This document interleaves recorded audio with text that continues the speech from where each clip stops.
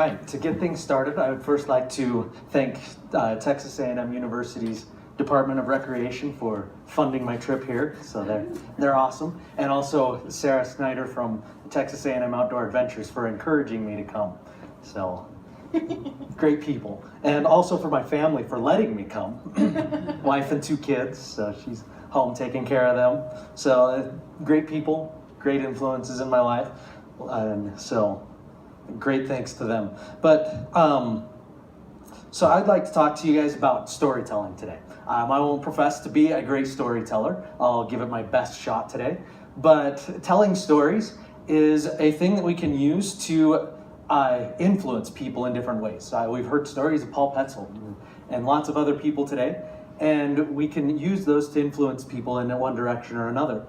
And one thing that we need to look at today is conservation. And it's a very important piece. And so the late George Santayana said, those who cannot remember the past are doomed to repeat it. And despite how many times we hear that in our lives, we still forget the past. And we repeat a lot of the things that we've already gone through. And so we still need to learn from that. And so storytelling can be served as a piece of doing that. And so with legislation changes coming up today, lots of different things in the news and how our public lands are going to change or might change, and climate change, and even our public lands being loved to death. There's lots of things that are can impact those public lands, make it so that we lose them in one way or another. So we need to understand these stories and hopefully motivate people.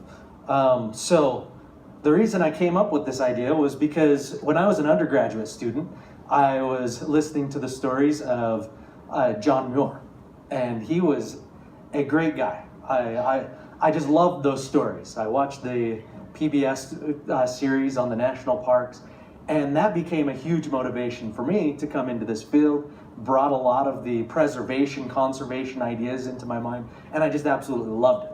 And so it really one of the stories that got me set into this direction and put me where I'm at today. And so there's lots of other stories that we can tell. There's Edward Abbey, Aldo Leopold, Teddy Roosevelt, Paul Petzl, as we've heard a lot today, and just different forms of teaching about conservation or preservation. But Gifford Pinchot is one that I've felt through many presentations has kind of lacked a little bit of notoriety in the field. I won't profess in any way that he is somebody that has not, so he's been talked about a lot, but I feel like he's kind of been pushed as a side note compared to some of these other guys. And even the title of this book, which happens to be a lot about him, is The Big Burn, Teddy Roosevelt and the Fire That Saved America. So Pinchot is even a side note in the title of the book, that he was really one of the main heroes. And there are even times that he has been even a villain against John Muir. He allowed a dam to be built in the Yosemite Valley.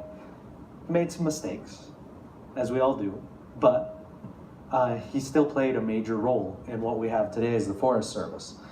And so this story, The Big Burn, it's got some criticisms too. It's a very biased story, but I would argue that in storytelling, bias is very important. We need to be able to motivate people through these stories and help them enjoy it. And if we just give all the facts, kind of boring, and this person did this, but this person did this, and the details can get pretty boring. And so if we're logically going to be a little bit biased because we want our story to be fun. And so even the reviewer, Wilson, he said, The Big Burn is a simplistic portrayal of good guys fighting bad guys that would be more appropriate for juvenile literature. I'd say that's probably why I enjoyed it so much, because it was a good story that kept even kids engaged. And so I'd say that makes it fun. So let's get to the story now. It was back in August 1910. And there were in Wallace, Idaho. This is a picture of Wallace, Idaho after the fire. We'll get to that in a little while. But it's in the Bitterroot Mountains. That's about 300 miles northwest of here. And so not very far. And it was a very dry season that year. And there were some dry thunderstorms that rolled through this part of the country. And the lightning was starting fires all over the place. There were man-made fires all over the place. And so just lots of small fires. And the Forest Service was really overwhelmed at the time. And all these fires continued burning, and they began to combine into one big fire as they burned into each other. And so Wallace, Idaho sat toward the edge of where these fires were burning, but they knew that the fire was most likely going to move in that direction and probably burn the town. So they came up with, the Forest Service came up with plans with the town politicians to make sure they got everyone out of there safe in case the fires did work that direction. And so the time came that the Forest Service determined that they needed to get everybody out of that town. And they were cutting it close because the Forest Service director there was out fighting the fire, got stuck out there fighting the fire, and barely made it back in time to make the announcement to get there. And so they were loading everybody onto trains, and they had told all of the men to stay and fight, women and children get on the train and get out of here. And so, but at that moment, by that point in time, it had turned into complete panic. And there were men that were boarding the train, and they were even pulling women and children out of seats and taking their seats. And it got to the point of people doing this that the governor even stood up and said, "Let the bastards go." And just said, "Let's get these people out of here. They don't want to be here. They probably won't fight anyway." And so that just is an illustration of how bad this fire was. But if we back up some 30 years, this was about the time that Gifford Pinchot and Teddy Roosevelt were meeting, and they were both men born to wealth. They were very rich, but they saw their wealth and wanted to give something back to the people. And Pinchot even looked at his family past and said, "They destroyed these forests, and I love these forests. I want to save these for people too." And so he studied forestry at Yale, and after he did that, he came back and was the director of forestry in the United States. This was pre-Forest Service, and there weren't very many national forests at the time. During that time, he was invited to, at the time, Governor Roosevelt's mansion in New York City. And Teddy Roosevelt was a very charismatic person. He loved the people, and the people loved him. And so he invited Pinchot over to his mansion. And what do rich, educated people do? They go boxing. And so they boxed and wrestled, and then Pinchot, tall, lanky guy, against Teddy Roosevelt, short and stocky, and Gifford Pinchot ended up winning the fight. And so Teddy Roosevelt had a lot of respect for him after that. And they had a great time. They started talking about the national forest, or the idea of national forests, and decided that they should start making some moves. And so not long after that, Roosevelt became the president in 1901. And he relied on Pinchot's opinion and advice for a lot of the things that he did, especially in regard to the Forest Service or National Forests. And so they traveled the U.S. together, and they had all sorts of interesting experiences. Gifford Pinchot, he had a lost lover that he said would, I don't know if haunt would be the correct word, but he would have dreams about her, and she was one of his main motivations during that time. And because of the hauntings, the times that she came to visit him and in his dreams, he would actually spend a lot of time sleeping off alone.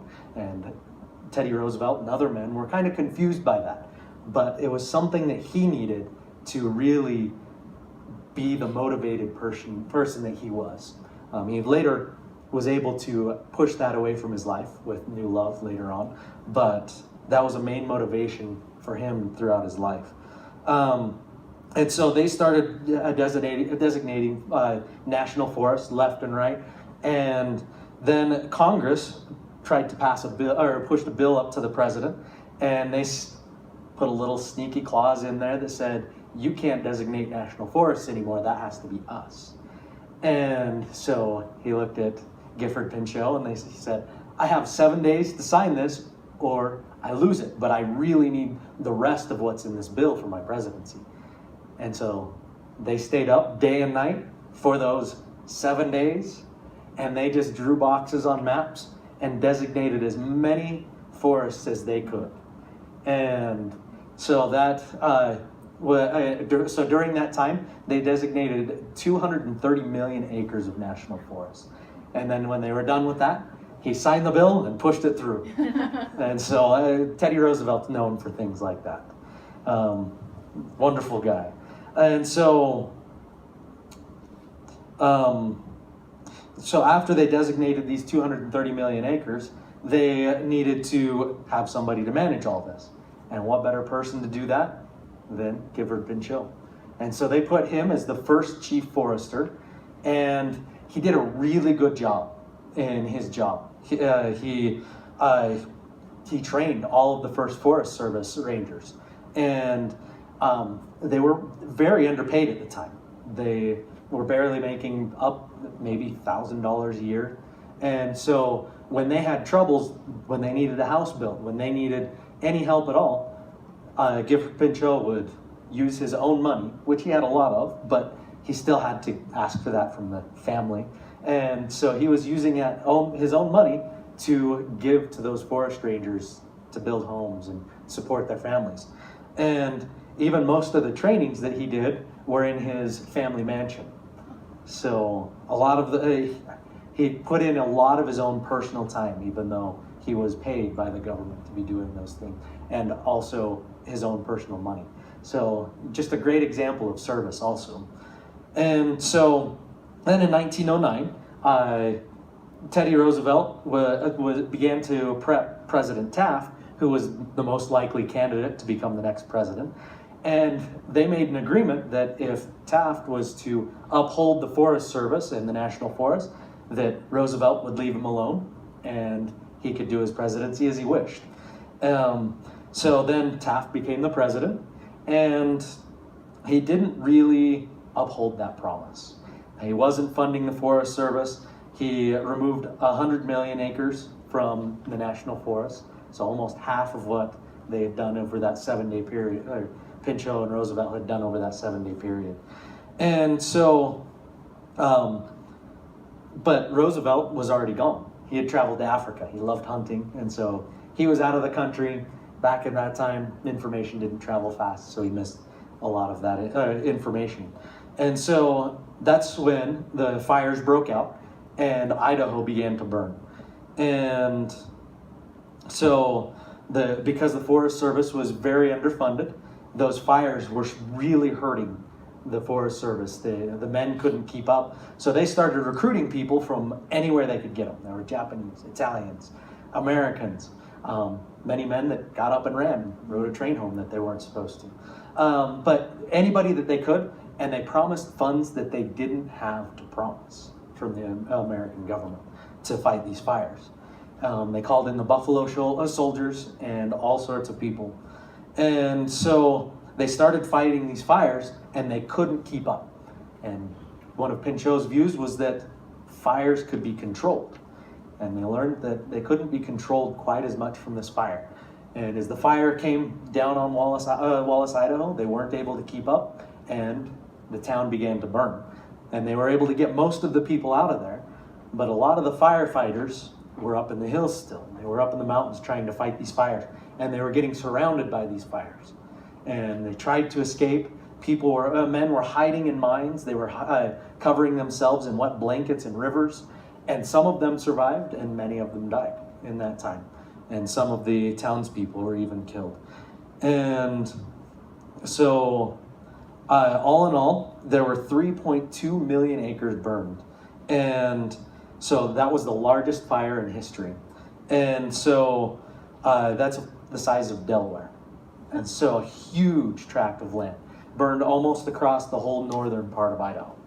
And so Wallace, Idaho, and other places were completely burned. So this is a picture of what Wallace, Idaho looked like. And there were originally thought to be 300 people missing from the fire. That was eventually reduced to 80, and most of those were people who were fighting the fires. And so because of their bravery, really the Forest Service earned its ground, because the Forest Service firefighters stayed and fought. And so this prompted Pinchot to travel to Africa to boost Roosevelt back here. They went on a campaign to destroy Taft's presidency. And so they traveled around the US and just advocated for the Forest Service and fought against Taft. And they were able to make it so he couldn't serve a second term, and it was one of the worst loses in presidential race after that. And so they continued advocating for the Forest Service and literally saved the forests and the Forest Service at that time, and created a legacy for them to continue on. And so so these men served as an enormous example of what we need to do to save our lands. And knowing their stories serves as a motivation to know the things that they were able to accomplish in that time that they were there. And so I would just like to motivate people to learn stories and share them. Have fun telling them around the fires, conferences, wherever you might go. And maybe one of those stories will capture the attention of somebody to get them to make moves to continue their legacy of conservation and preservation. Thank you.